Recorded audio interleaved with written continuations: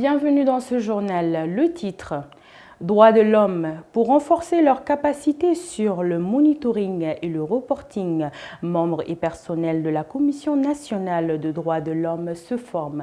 Plus de détails dans ce journal.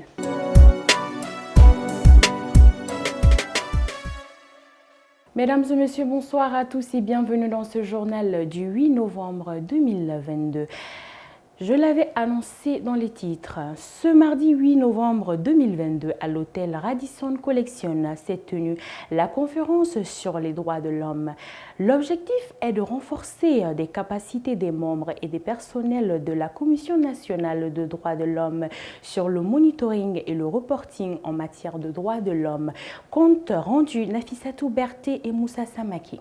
Depuis l'intensification de la lutte contre le terrorisme, le débat autour de la préservation des droits humains s'enflamme. En effet, pour être mieux outillés face aux défis actuels, les acteurs de la promotion des droits humains renforcent leurs capacités. Les défis sont des défis que nous connaissons d'ailleurs partout. Parce que le travail des droits de l'homme n'a jamais été un travail aisé, ça n'a jamais été un travail simple. Pour des raisons qu'il y a beaucoup de facteurs à prendre en compte quand on fait la promotion et surtout la protection des droits de l'homme. Et dans un contexte un peu particulier, dans un contexte où il y a tellement de défis à relever pour les acteurs de la protection des droits de l'homme. Et quand je parle des acteurs de la protection des droits de l'homme, vous pouvez compter parmi ceux-là tous les autres agents de l'État qui sont par exemple la police nationale, la gendarmerie, l'armée, qui œuvrent aussi pour la protection. Parce que la protection des civils et de leurs biens est partie intégrale de la protection des droits de l'homme. Donc, s'il y a ces défis, des défis sécuritaires par exemple, qui font en sorte que la Commission ne puisse pas aussi se déployer comme il se faut pour protéger les gens, pour sensibiliser sur leurs droits et pour hausser le niveau de connaissance sur les droits de l'homme. Et donc la nécessité d'avoir effectivement toutes les autres méthodes, tous les autres moyens pour pouvoir renforcer la connaissance sur les droits de l'homme, pour pouvoir renforcer la méthodologie en matière de collecte et de traitement des données sur les droits de l'homme. Nous avons beaucoup à faire. Le souci pour nous, les organisations qui œuvrent pour la promotion et la protection des droits de l'homme, c'est de s'assurer qu'au fur et à mesure, les droits des uns et des autres soient mieux protégés et c'est ça l'essentiel. La Commission nationale des droits de l'homme est là pour assurer que les droits de tout un chacun ici au Mali sont protégés à travers leur travail, donc le monitoring, le rapportage en matière de droits de l'homme, les recommandations pour une meilleure protection et promotion des droits de l'homme, ainsi de suite. Donc c'est la Commission qui est la première institution chargée de la promotion des droits de l'homme au niveau national. Et cette commission doit être appuyée, cette commission doit être renforcée pour qu'elle fasse son travail. Cette conférence permettra aux acteurs de la préservation des droits humains de découvrir le système international des droits de l'homme à travers les conventions signées par le Mali à la matière. Le Mali, ce que je peux vous dire, c'est que le Mali est un exemple de longue date de la promotion des droits de l'homme. Le Mali a toujours eu ses valeurs. Le Mali a toujours eu et a toujours projeté, ou s'est toujours projeté comme un pays qui a un certain nombre de valeurs, même avant le système universel des droits de l'homme. Donc le Mali a des valeurs à partager. Ça c'est sûr et personne ne pourra en discuter. Maintenant, en rapport avec le système international des droits de l'homme, le Mali a ratifié presque la totalité des instruments internationaux en matière de droits de l'homme. Quand nous parlons de 9 conventions, le Mali en a ratifié la quasi-totalité de ces conventions. Donc s'il s'agit de l'engagement avec le système international des droits de l'homme, oui, le Mali s'est bien engagé avec le système international des droits de l'homme. Et comme je viens de dire tantôt, on peut avoir des situations d'ordre sécuritaire, ainsi de suite, qui ne permet pas à promouvoir ou à protéger les droits de l'homme comme il se doit. Ça, c'est tout un autre débat. Mais sinon, en matière d'engagement avec les instruments et les mécanismes internationaux des droits de l'homme, le Mali est un bon exemple pour la sous-région. À la suite des séances de formation sur le monitoring et le reporting, la Commission nationale des droits de l'homme attend mieux assurer la protection des droits de tous citoyens maliens aux besoins. Cercle de réflexion et d'information pour la consolidation de la démocratie au Mali, CRI 2002, a organisé une conférence sur l'avant-projet de la nouvelle constitution, dont l'objectif est de sensibiliser sur ces enjeux, défis et opportunités pour le Mali du XXIe siècle.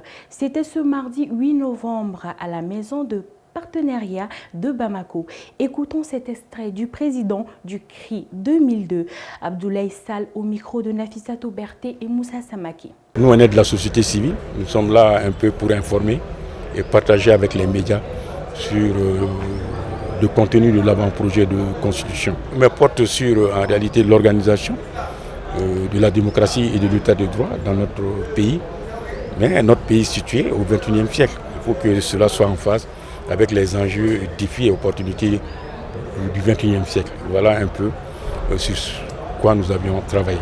Que ce soit au Mali ou ailleurs, la corruption est un phénomène très présent dans la plupart des pays du monde. Mais il est évident qu'aucun pays ne peut se développer avec des pratiques corruptives et de corruption. Alors, elles doivent être combattues à tous les niveaux pour espérer le développement tant attendu. Au Mali, le combat contre la corruption, qui est un chemin rempli d'épines et d'obstacles, est mené par l'Association de lutte contre la corruption et la délinquance financière. Qu'en est-il aujourd'hui de cette lutte dans notre pays?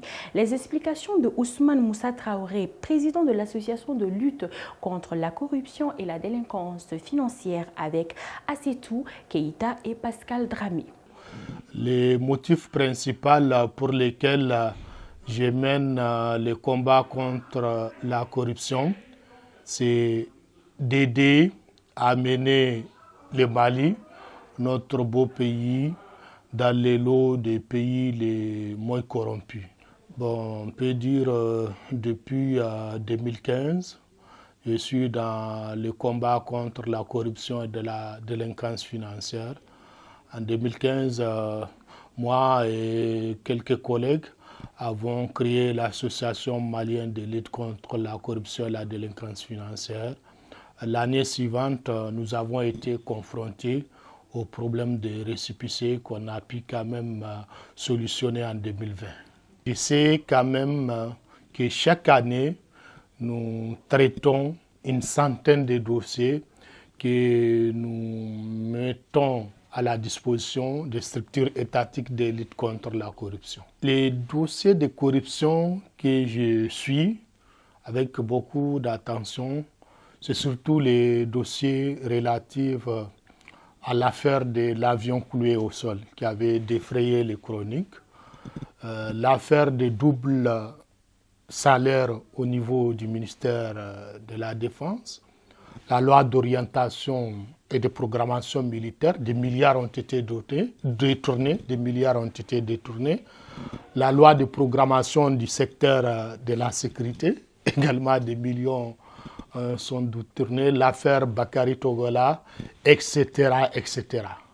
Les dossiers relatifs à l'existence des faux bulletins de salaire au ministère de la Défense et des anciens combattants, que nous avons porté à la connaissance du procureur et qui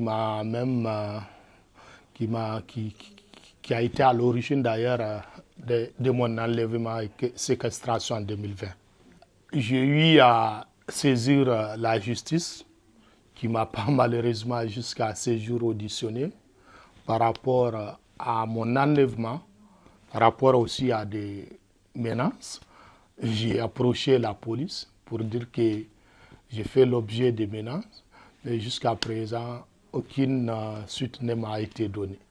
Je vais dire que jusqu'à ce jour-là, pas de résultats satisfaisants relatifs à la lutte contre la corruption au Mali. Des gens sont arrêtés, c'est bien d'arrêter, mais jusqu'à présent, nous n'avons assisté à aucun jugement. Également, des milliards sont détournés et ces milliards ne sont pas récupérés. Donc voilà ce qui me pousse à dire que malheureusement, il y a peu de résultats. C'est franchement de trouver des vraies solutions à ces fléaux qui malheureusement menacent aujourd'hui notre démocratie, notre jeune démocratie, notre économie, également notre stabilité. C'est de trouver des solutions en dotant notre pays, le Mali, d'une stratégie pouvant éradiquer, sinon pouvant faire du Mali un pays à zéro corruption. Cela est possible. À présent, l'actualité internationale qui nous amène en Côte d'Ivoire avec la présence d'une mission de prospection de la Confédération algérienne du patronat citoyen. Au Sénégal, avec une manifestation contre le troisième mandat de Macky Sall, et aux États-Unis avec le vote d'une résolution soumise par la Russie. C'est commenté par Awa Traoré. En Côte d'Ivoire, du 24 au 30 octobre, une délégation d'une vingtaine de chefs d'entreprise de la Confédération algérienne du patronat citoyen, CAPS, a séjourné à Abidjan pour une mission de prospection et de mise en relation des investisseurs des deux pays à l'occasion de la 10e édition de la Confédération générale des entreprises de Côte d'Ivoire. Il y avait 1200 entreprises et 28 organisations patronales. Ces représentants patronats algériens et ivoiriens, pendant cette réunion, ont profité pour évoquer de nombreux projets qu'ils ont en commun. Au Sénégal, une dizaine d'organisations composées d'Africa Zoom Center, Yanamar, Africtivis, Leg Africa, Ligue sénégalaise de défense des droits de l'homme ont montré ce mardi 8 novembre leur opposition à une troisième candidature de Macky Sall à la magistrature suprême en manifestant. Les manifestants dans leur marche mettent en garde le président sénégalais contre la tentation de se représenter en 2024. Dans un terme clair, ils disent non à un troisième mandat. Il faut mentionner que ce n'est pas une première fois que des Sénégalais battent le pavé contre la candidature de l'actuel chef de l'État du pays aux futures élections présidentielles. Aux États-Unis, comme chaque année depuis 2012, la Fédération de la Russie a soumis ce vendredi 4 novembre un projet de résolution devant l'Assemblée générale de l'Organisation des Nations Unies contre la glorification du nazisme, exhortant à la vigilance face aux formes modernes de l'exxénophobie et de la réhabilitation du Troisième Reich. Cette résolution non contraignante a été adoptée par une majorité des pays, 105 voix pour, 52 contre, 15 abstentions lors de la 77e session de la Commission des affaires sociales, humanitaires et culturelles de l'Assemblée générale de l'ONU, communément appelée 3e commission. Parmi les pays qui ont voté contre ce texte figurent notamment la France et l'ensemble des États européens. Cette position de la France est comme beaucoup d'autres pays qui ont voté contre est justifiée par le contexte de la guerre en Ukraine qui est expliqué par la Russie comme une volonté de dénazifier ce pays. À présent, place à la page « Connais-tu ton pays ?» Aujourd'hui, nous arrivons à la République de Namibie. La Namibie, en forme longue, la République de Namibie est un pays situé en Afrique australe, connu autrefois sous le nom de Sud-Ouest africain, colonie allemande 1884-1915, puis protectorat de l'Afrique du Sud. La Namibie est un État indépendant depuis le 21 mars 1990. Elle est bordée géographiquement à l'ouest par l'océan Atlantique, au nord par l'Angola, au sud par l'Afrique du Sud et à l'est par le Botswana et au nord-est par la Zambie.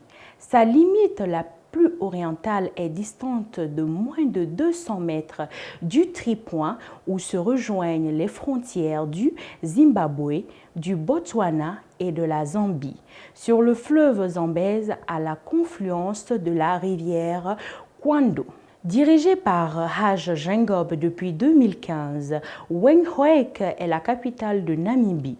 Sa superficie totale est de 825 418 km². Il a pris son indépendance le 21 mars 1990.